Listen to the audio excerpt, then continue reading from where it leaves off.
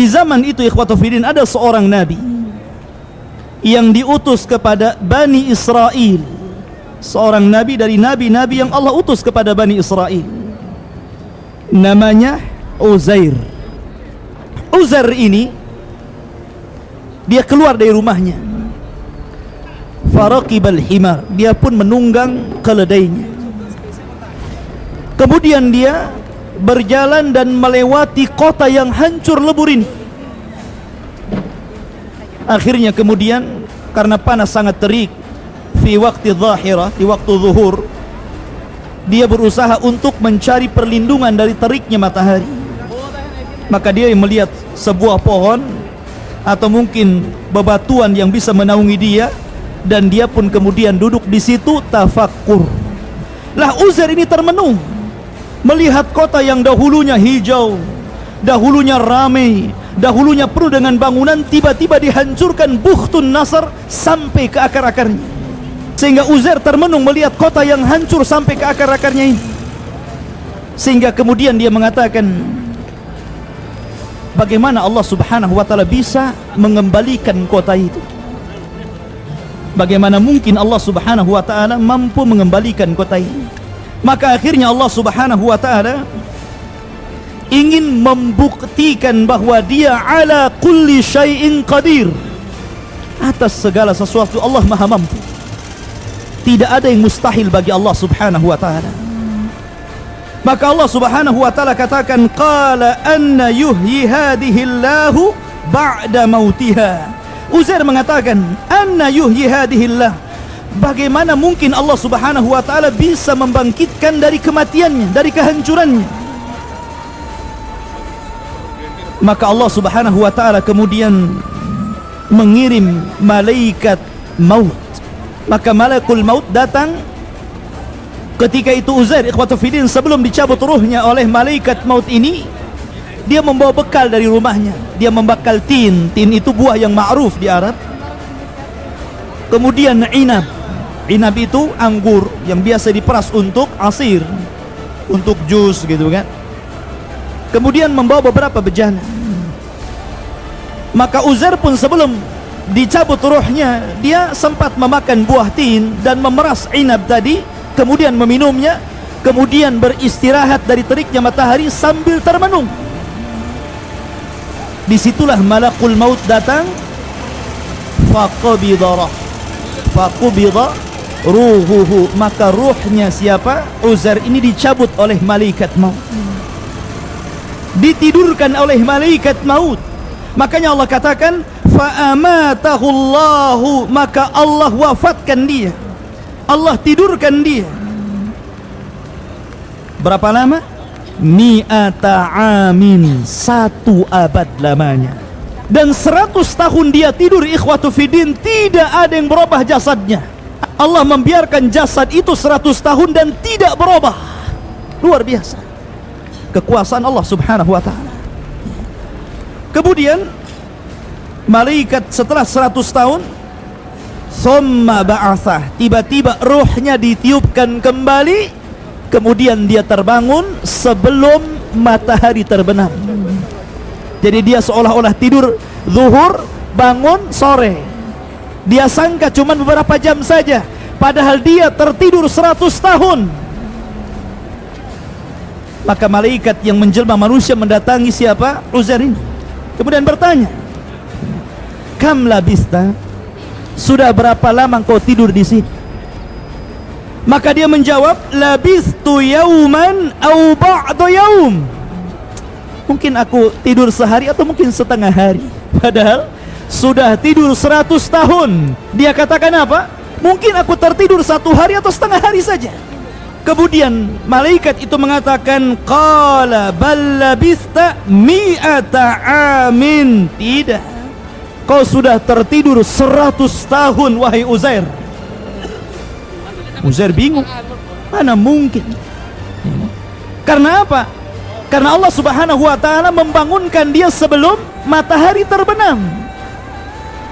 Ketika dia tidur, Allah cabut ruhnya ketika waktu zuhur, kemudian Allah tiupkan ketika sebelum terbenam. Jadi dia sangkanya separuh hari saja dia tidur.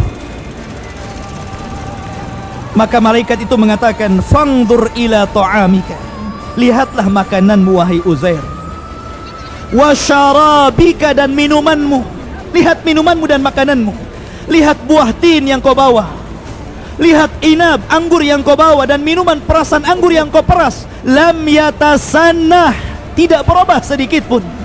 Di mana keledaimu sekarang? Keledaimu sudah tidak ada lagi. Uzair tidak melihat keledainya kemana, padahal keledai itu ditambat di dekat peristirahatan dirinya. Tiba-tiba Allah subhanahu wa ta'ala meniupkan roh, meniupkan angin, meniupkan rih, meniupkan angin. Kemudian angin ini mengumpulkan tulang-tulang keledai yang sudah hancur, kemudian merangkai satu-satu tulangnya. Makanya Allah mengatakan, wanzur ilal idham, lihatlah kepada tulang-tulang keledai itu, kaifa nunshizuha, bagaimana kami merangkainya. Tiba-tiba di hadapan Uzair ini, keledai itu terangkai, tulang-tulangnya tiba-tiba berdatangan terangkai sendiri. Kemudian summa naqsuha lahma, tiba-tiba dagingnya bermunculan. Kemudian daging itu melekat di tulang-tulang tadi. Kemudian menjadilah seekor keledai Uzair. Dan ketika keledai itu ditiupkan roh, maka keledai itu langsung menghadap langit, kemudian berteriak dan menyangka seolah-olah kiamat telah datang. Allah katakan, falamma tabayyana lahu, ketika sudah jelas bagaimana kuasa Allah, Allah mampu menghidupkan yang mati menjadi hidup. Maksudnya apa? Maksudnya Allah ingin menjelaskan kepada Uzair, jangan lagi keledai yang sudah meninggal, yang sudah tidak ada tulang belulangnya, kemudian Allah satukan kembali tulangnya, kemudian Allah bungkus dengan daging, kemudian Allah tiupkan ruh. Jangan lagi keledai, kota yang hancur sekalipun Allah sanggup untuk menghidupkan kembali. Itu maksudnya. Allah mampu menghidupkan kota yang hancur. Kenapa? Qala a'lamu, sekarang baru aku tahu, kata Uzair, annallaha ala kulli syai'in qadir, bahwa Allah atas segala sesuatu maha mampu. Sesuatu yang kita anggap mustahil, tapi mungkin bagi Allah subhanahu wa ta'ala. Akhirnya Uzair pun dia pulang ingin melihat rumahnya. Diambil keledainya, kemudian naik keledai. Kemudian sudah berubah kondisinya, orang-orangnya sudah berubah karena sudah 100 tahun. Kotanya sudah hidup kembali, penuh dengan pepohonan, rindang, hijau, pertanian dan begitu seterusnya. Tapi Uzair masih mengetahui alamat rumahnya. Berangkatlah dia ke rumah. Kemudian ikhwatu fiddin yang dimuliakan Allah subhanahu wa ta'ala, sesampainya di rumah Uzair melihat ada nenek-nenek yang sedang menyapu rumahnya. Kemudian Uzair alaihi salatu wassalam bertanya kepada orang tua ini. Nenek tua renta ini mengatakan, yang sudah buta, sedang memegang sapu.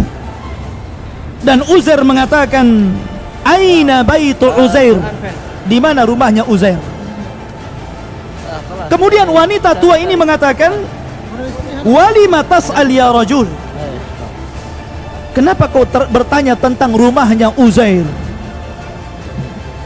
Bukankah Uzair sudah tidak ada lagi?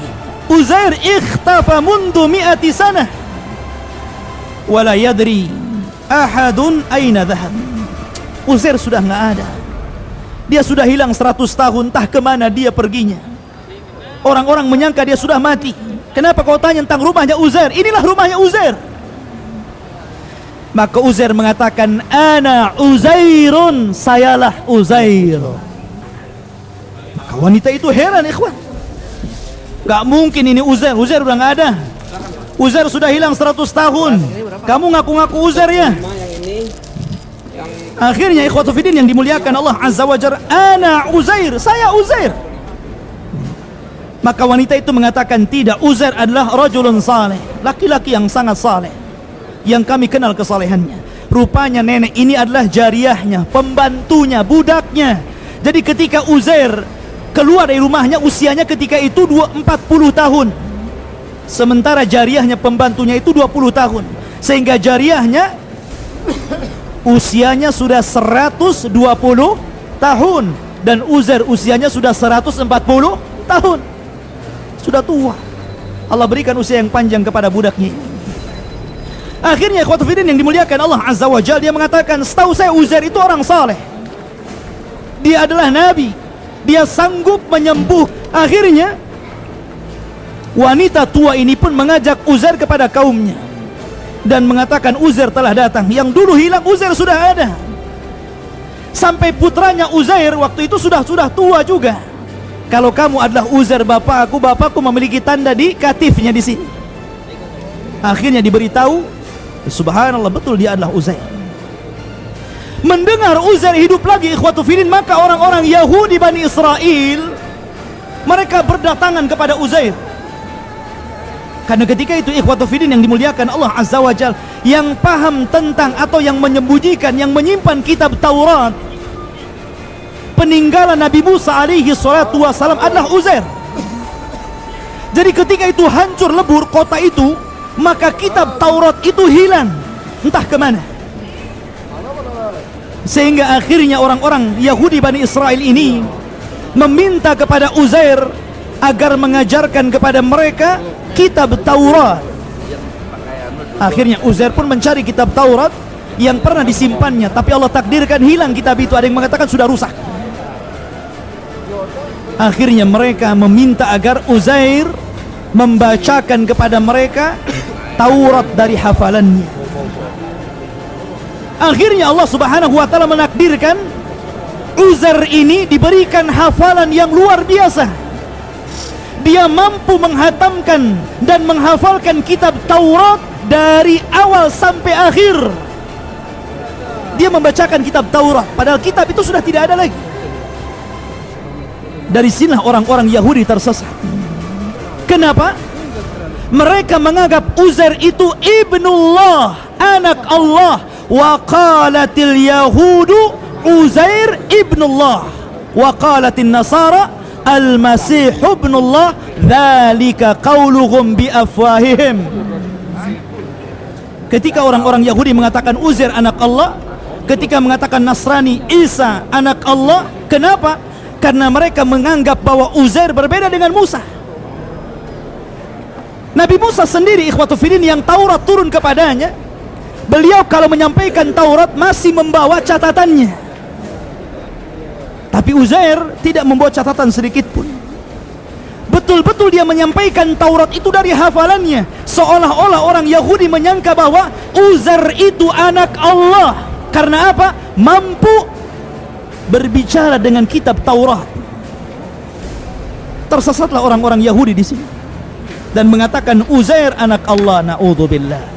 Sebagaimana tersesat orang-orang Nasrani mengatakan Isa ibnullah, anak Allah. Ma'asyiral muslimin rahimani wa rahimakumullah. Maka akhirnya Uzair pun berdakwah kepada Bani Israel, kemudian mengembalikan Bani Israel kepada ajaran Musa alaihi salatu wassalam.